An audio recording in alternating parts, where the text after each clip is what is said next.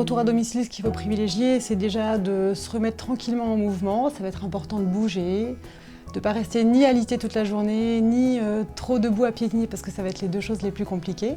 Il faut reprendre la marche, ça c'est ce qu'on conseille toujours. Les patients ont le droit de marcher autant qu'ils le peuvent, autant qu'ils le veulent, à condition que ce soit progressif, qu'ils se sentent bien et qu'ils puissent le faire par petites touches et de plus en plus loin s'ils le peuvent.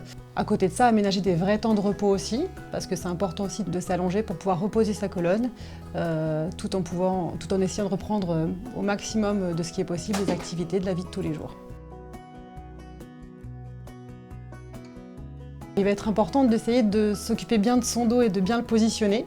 Il faut plier les genoux quand on a besoin de ramasser des choses qui sont un peu basses. On va éviter quand même de porter des choses trop lourdes. Et on va faire attention à la manière dont on s'assoit. Les sièges sont importants aussi. Ce que je vais toujours dire aux gens, c'est que s'ils ont des douleurs, il faut qu'ils s'interrogent sur pourquoi ils ont mal. Est-ce que c'est parce qu'ils sont trop crispés? Peut-être qu'il faut juste déjà se détendre un peu, bouger un petit peu. Parfois les gens n'osent pas bouger et il faut bouger son dos pour que ce soit plus facile de supporter les choses. Et puis aussi, si ça fait trop longtemps qu'on est debout, on va s'allonger un moment. Si au contraire ça fait trop longtemps qu'on est dans la même position, on va bouger un peu, on va en changer, on va aller marcher.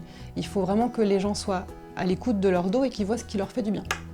Il est normal après une opération d'avoir encore des douleurs dans le dos, d'avoir encore peut-être des douleurs dans les jambes si elles étaient présentes avant depuis longtemps, mais il n'est pas normal d'avoir plus mal, il n'est pas normal d'avoir une perte de sensation au niveau de son corps. Donc, si on se pose la moindre question, il est très important de rappeler la clinique et de ne pas rester avec ces interrogations. Alors, reprendre une activité professionnelle, c'est une question qu'on nous pose beaucoup, mais qui va vraiment dépendre de qu'est-ce que fait le patient dans la vie. Il y a des activités qui vont pouvoir être prises beaucoup plus tôt que d'autres. Et ça, ça va être revu en fonction de l'état de la personne, comment elle va, du chirurgien qui va donner les bons conseils et de la rééducation en kiné également.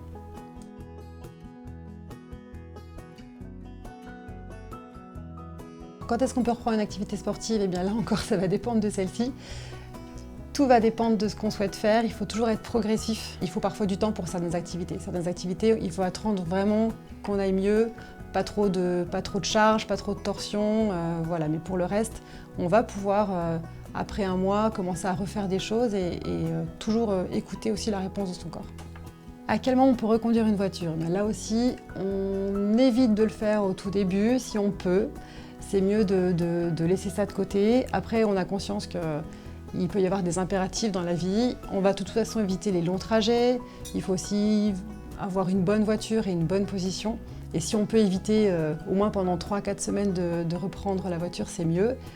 Nous, en tant que kiné, on passe voir chaque patient qui vient d'être opéré et on va donner à ce moment-là des conseils personnalisés parce que bien sûr, toutes les chirurgies du rachis ne sont pas les mêmes. Certaines sont plus faciles que d'autres et on va pour certaines se remettre plus vite.